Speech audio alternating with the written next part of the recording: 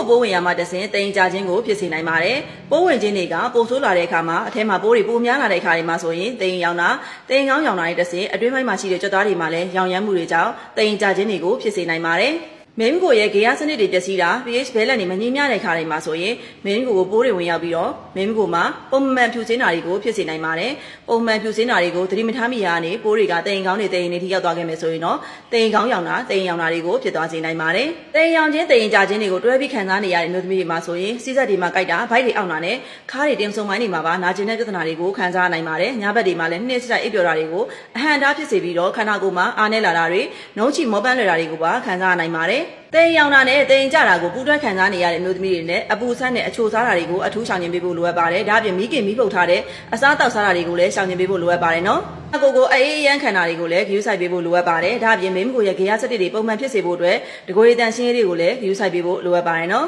တင်တာတွေတိမ်ရောင်တာတွေခံစားနေရတဲ့မျိုးသမီးတွေနဲ့ဟာဘယ်ဂျယ်လေးကိုတေချာလေးသုံးပေးဖို့လိုအပ်ပါတယ်သုံးပါခင်ဇက်တိုက်လေးသုံးပေးရုံနဲ့ငွေလန်းချောင်းမှာအဖြူစင်းတာအနက်နန္ဒာရတာတွေပိုးဝင်တဲ့လက္ခဏာတွေကိုတက်တာစေနိုင်ပြီးတော့နာကျင်တာတွေကိုလည်းတက်တာစေနိုင်မှာဖြစ်ပါတယ်နော်တင်ကြခြင်းခံစားနေရတဲ့မျိုးသမီးတွေနဲ့ကြွက်သားတွေမှာပြန်လည်အားပြည့်အောင်ယူဆိုင်ပေးဖို့လိုအပ်ပါတယ်ကြွက်သားတွေမှာကောလာဂျင်လေးတွေဖြစ်ပေးခြင်းအပြင်တိမ်ကြတာတွေကိုတက်တာစေနိုင်ပါတယ်ပလက်ဆန်ဟာဘယ်ဂျယ်နဲ့ပလက်ဆန်ချိုချိုကိုနှစ်မျိုးတေချာလေးသုံးပေးရုံနဲ့တစ်လတွင်မှာတွင်မင်းကိုမှာနာကျင်နေတာတွေစီးစက်နဲ့ခါးတွေမှာနာကျင်တာတင်စုံပိုင်းနာကျင်တာတွေကိုတက်တာစေနိုင်မှာဖြစ်ပါတယ်တိမ်ကြခြင်းတိမ်ရောင်ခြင်းတွေမှာတက်တာစေဖို့အတွက်ကိုယ့်ရဲ့နေထိုင်စားသောက်မှုပုံစံတွေကိုလည်းအထူးယူဆိုင်ဖို့လိုအပ်ပါတယ်နော်ဝေးမချုပ်အောင်ယူဆိုင်တာတွေအလေးပင်မာတာတွေကိုလည်းရှောင်ကျဉ်ရမှာဖြစ်ပြီးတော့မက်အီအပေါ်မှာပြောခဲ့တဲ့အချက်လေးကိုလည်းယူဆိုင်ပေးဖို့လိုအပ်ပါတယ်ပလက်ဆန်လေးနဲ့ပတ်သက်ပြီးတော့မက်အီရဲ့မစိတ်ပေါက်မှာသေးစိတ်မေးမြန်းနိုင်ပါတယ်နော်မျိုးသမီးတိုင်းပုံမကျမ်းမှာလှပပြောရှင်မှုကူညီပေးနေတဲ့မက်အီပါမက်အီရဲ့ဗီဒီယိုကိုတခြားမျိုးသမီးတွေလည်းကျမ်းမာရေးဥဒရာရနိုင်စေဖို့အပေါင်းလေးနဲ့တဲလေးပေးပြီးရှယ်သွားပြီးပါအောင်နော်သိချင်တာတွေရှိရင်လည်းကွန်မန့်မှာမှတ်ခဲ့ပေးနိုင်ပါတယ်ရှင်အားလုံးကိုကျေးဇူးအများကြီးတင်ပါတယ်